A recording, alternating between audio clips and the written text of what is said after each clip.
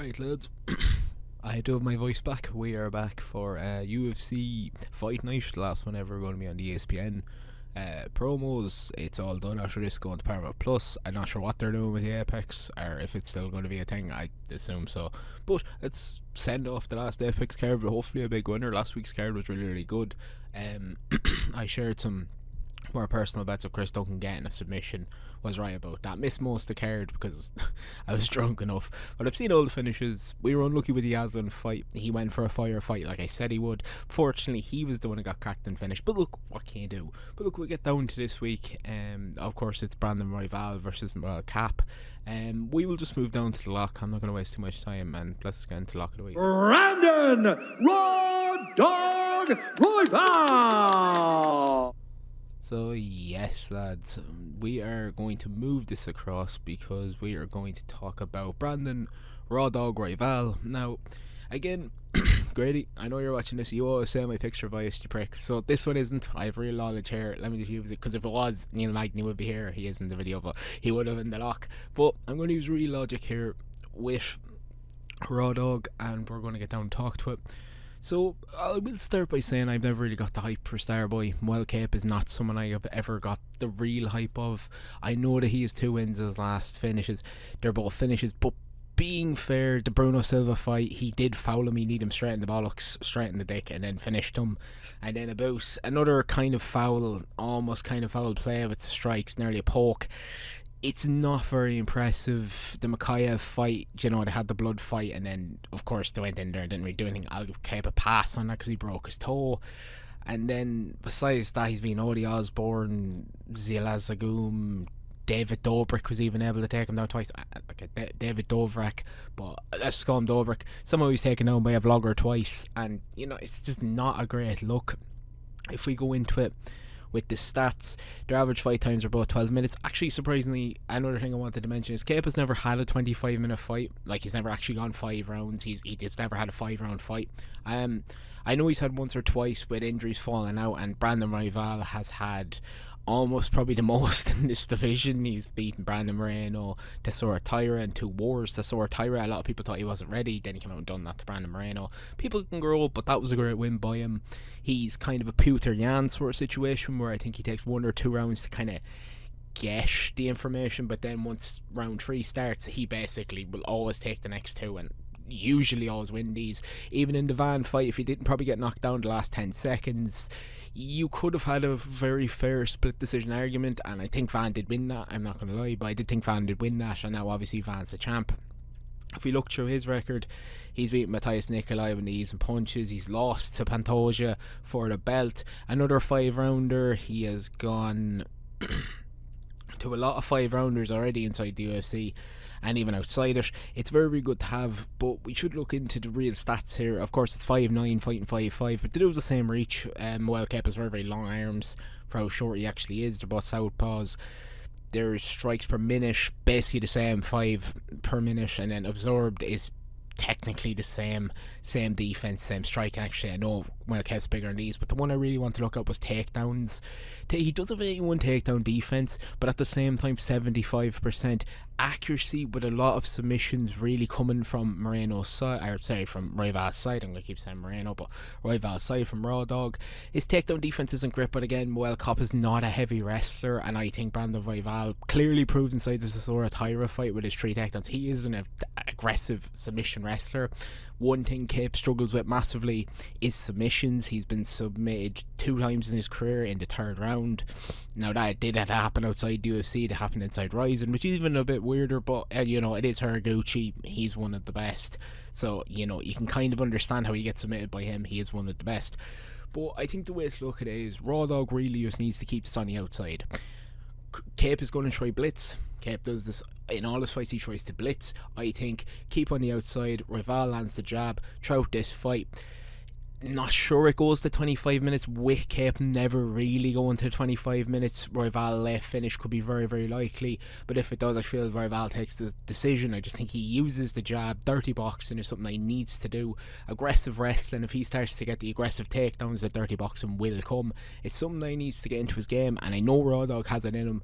I think 9-2 is just the fickle fan base picking someone who just lost to the champ. It's happened with Diego Lopez even last year, locked him as well. He won. It's one of these things where you have to think he still took the champ to a 3-rounder. If it's a 5, my money's on Raw Dog winning that one if the fight keeps going. But yeah, that's going to be it. That's going to be the lock. I'm going to say Raw Dog 49-46. I think it does go to decision. Late finish for Raw Dog is live, but we will move down to the favourites. Okay, here we are now inside the favourites. So we will start pretty quickly with Gillian Robinson, the Savage. She's fighting Amanda Lemos. Now, personally to me, I'm thinking that the Savage, as she says. She's a very, very built sort of woman. It's kind of like a Brock Lesnar type of frame. She's very good at wet blanketing when she's on top mount. Her ground and pound's brilliant. She has sneaky submissions. I'd honestly say if you want to make a little bit of cheeky cash, I'd probably say Gillian Robinson by finish, because when she actually gets it to the ground, she is brilliant. She doesn't always have a striking game. I can see maybe a submission attempts coming from both them a lot inside this fight when it gets in it, but I just think Robinson is the one who's able to wet blanket a lot better. I think at 8-15, I kind of have to take it. I can see a decision here. I could see a finish here, actually. Sorry, no, not a decision. I can see a submission here. I actually think Gillian Robinson is someone who can tire out a lot of people. Very sucking in ground game, very sucking in top game. If she gets top mount, she's usually someone who will look to ground and pound, and that's why we will pick her. Next we'll move into Steve Aslan. We'll move into Concrete. Now I'm picking Steve Aslan. It's Aslad. Let's just call him Concrete. Picking Concrete here. The finish on Dana White's Contender Series was brilliant. He came in there, 16 seconds, elbow punches, good night Irene. And I do think this is going to be a bit of an issue for Sean Scherf. Sean Scherf was finished by Junior Taffa. He wasn't able to take down Taffa inside that fight. He tried his hardest. He's someone with a good wrestling game, but it's just, no real sort of setup. It's kind of just rushing and looking for legs, and it's not going to work in a fight like this. If you rush into Concrete, you will get finished a lot faster than you did against Junior Taffa, and I can see it. Realistically, Taffa are great kickboxers, but when you're just rushing in a bit brainlessly, not with real wrestling setups, it's kind of one of these things where I can just see, obviously, a big heavyweight being able to knock you out. Simple as that. Next we move into Alan Fry versus Hermelio Pash. Now, the reason this is going to go under 1.5 and I think 5 to 8 is brilliant odds is that neither of these two have really gotten out of the first round. Alan did once in 2023 in one of his first fights in a referee stoppage, and that was it. He just hasn't done it yet. He's literally finished everyone else besides Mark Gooden in the second round. His last 3 wins were all in round 1. All very, very quick. I've seen them as well. The Justin Fazer one was a great finish, to be fair, for someone who actually kind of seemed to have a good chin, a bit of a game plan, sort of, not game plan, but a bit of more about him. To be honest, Pat is someone that it does look like he should have stamina, but when he gets into a fight, he does not. He has maybe 2 minutes in him, a burst of 2 minutes, and then he dies a death. Like some of these fights, like even the Quiros fight, when he finished him in the third round, he was gassing badly and was getting taken down by someone who's probably gone 4 and 5 now. Was taking him down at will. I don't see any takedowns in this fight, but his Luis Oliveira one with the retirement, that man was more out of shape than me. He was like a balloon. It was kind of a bit strange. If you actually want to watch that fight, it is really kind of random. It's like a Tank Abbott build, and I mean later 2002 Tank Abbott, not a good build to have. He's someone who has gone to decision, but that was against a 0-0, probably now just 1-0, his only fight, and he looked very bad. He had terrible cardio. It's one of these things where, unless he's fixed it over the time, but it doesn't seem like something you can fix. I still believe that both of them have the great punch of power to be able to finish this in the first round. So obviously under 1.5 or 5 day, I have to take it. Moving to Liana Santos. She is fighting Melissa Carden. Now, Liana Santos, to me, I'm picking her because obviously she's still ranked 10th at bantamweight, and her only losses to Casey O'Neill. Both of them have beaten Lasbera by submission. Apaguva, Stephen, Julian Miller. It's all kind of the normal names outside the top 10s, but it's the way she gets them done. The way that she rushes for takedowns and everything like that, it is really impressive. If we were to go look at the lineup, It would be 14 minutes versus 9 minutes for Liana Santos. In the time, 6 strikes to 3.6.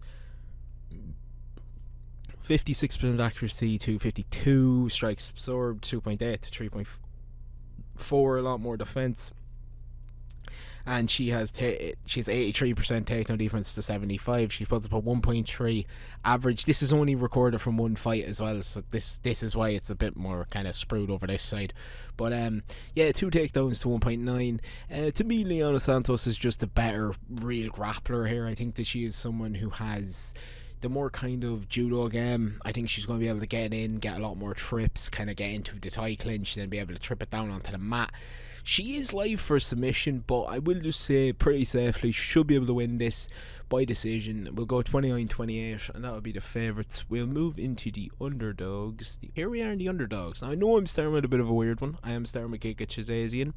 Now, Giga is probably the Georgian fighter that a lot of people have forgotten. He was kind of the man who started the Georgian kind of invasion. Him and Merab, he's now 37. He's been out of UFC for quite a bit. He's usually getting injured.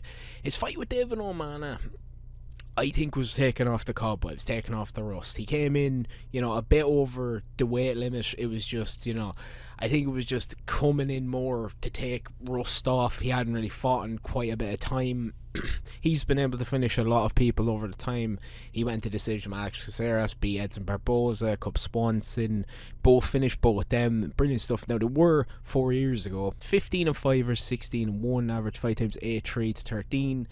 And this is something I wanted to say. Giga's 6 foot, fighting 5'7". It's a 74 each versus 78.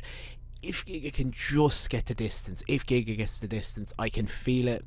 Strikes per minute 3 to 6. Again, Giga's not a very fast or heavy striker. It's one of those things where I think it's more point jabbing, and with the actual reach that he has and the distance, I have to kind of say that I'm feeling it. Kevin Vallejos to me has not really beaten anyone inside the UFC yet. Like, Danny Silva's okay, Jean Choi, Cam Teague, but I believe that Giga's height should be able to win this one for him. I should be able to just point jab, kickbox like normal, keep the distance, and hopefully be able to take this one as we go through on the decision. I'm going to go 29-28, and I'm going to go Giga. Next, moving to Neil Magny. Now, Dynamo is a weird one to me. That's the person who Neil Magny's fighting. Personally speaking, I understand. I love Neil Magny on this channel. He's the lock twice. But Dynamo in his last fight looked really poor. Curtis Millender is not a very, very good fighter. He came from similar levels. He was 3-2 in Bellator, 3-2 in the UFC, 3-3 in Bellator. He hasn't won a fight in nearly 2 years.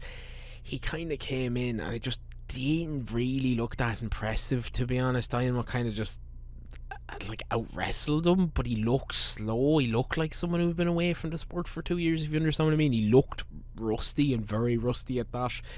He came in, he gets the Anaconda choke, but it's just one of those ones where I'm not sure he gets that against the guy who's actually spring and ready to go. We all know how good Neil Magny is. I don't think I really have to say it. The hate and sensation has always been very good. He's 24-12 in the UFC, which is really weird. I think a lot of people thought he was done after losing to Michael Morales and Prates and even Ian Gary. But when we look back at it now, they're probably the three likely for the belt.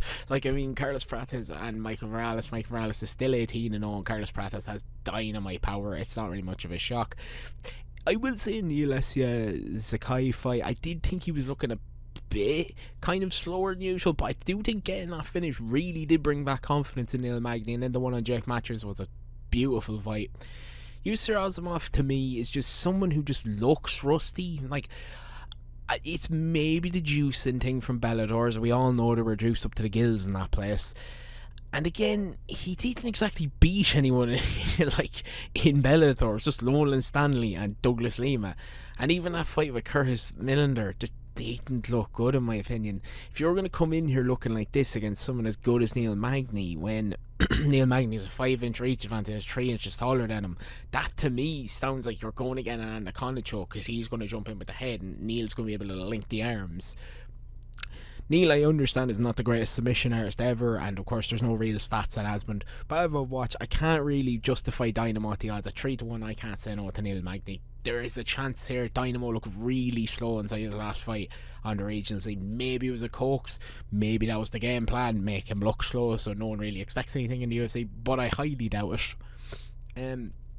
So we'll go off Neil Magny, we'll go into Alan Fry. Now I have Alan Fry already in the other part of this as the underlock, and now I will just quickly go through why I think he has just a more cardio here. I think it's going to be one of these things where it's probably going to get stopped for exhaustion more than an actual finish 100%, because to be honest, Pat just doesn't have any cardio. I've watched all of his regional scene fights. It hits me as a Dana White's contender series fight. Pat has absolutely no cardio.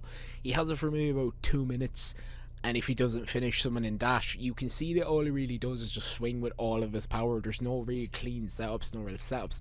To boxing, Fry I think is completely different. I think Fry actually has the boxing where I think he can set it up and land strikes a lot better. I won't talk too much on this. Let's think Fry knockout at 11-10. I won't say no. And we're moving to the last person here, Marcus Bachario, I don't know how you say it. Marcus anyways. Marcus has lost to Martin Budai. He lost to Martin Budai in his debut, which didn't look good, coming over from one being like an Olympic, like the JCC like world champion that he was in grappling and everything like that. I just think personally it was just his cardio. His cardio just let him go realistically inside that fight. But there is something I do have to say about this. Kennedy is possibly one of the weirder fighters I've ever seen when he goes to the ground and gets stuck in sort of a submission. I don't think he actually really knows what to do. He kind of like Walter Walker. Yes, he's dominant. He jumps to legs. He grabs your legs and you don't know what to do. But what I mean is that Kennedy kind of just fell with him, you know what I mean? Obviously it's hard to stop, and him moving up to heavyweight hasn't really been that successful, considering he's only really beaten Chris Barnett after he jumped and injured himself, and Lucas Bresky. Now he would have beat Chris Barnett anyways, but Lucas Bresky is also not a very, very good heavyweight. It was a great finish that night, but the one I want to talk about with the Bachara fight, Bachara, don't know how you say his name, it's called Marcus. The one I want to talk about in the Marcus fight is that he actually got into Budai's back in the first 5 minutes of that fight, and it looked like it could have been over. It's just Budai is a fathead like myself, so it was kind of hard to get around his big fat head. And we also do forget that, Budai's actually a high level jiu-jitsu, like he is high level in Brazilian jiu-jitsu. He isn't going to get submitted. Kennedy on the other hand, in the first round, submission's very live, and that's what I think Bachara does here. I think he takes his back. I think he very naked chokes him. I think it is one of these things where Kenny doesn't really know what to do if someone kind of starts to wrestle with him. I think Bachara's chin will hold up and I think he'll be able to wrestle him and just be able to finish it. Now this is going to be the end of the underdogs, but I cannot show the Aka because I did get a warning on a video about this before, so I won't show the Aka. The odds is if you throw a tenner in, I think you get back 44 or 45. I can't show really a screenshot or anything. I'm not physically not allowed to show you anything. But anyways, if you did enjoy the video, please hit the like button or hit the subscribe button. I'll see you in the next one. Peace.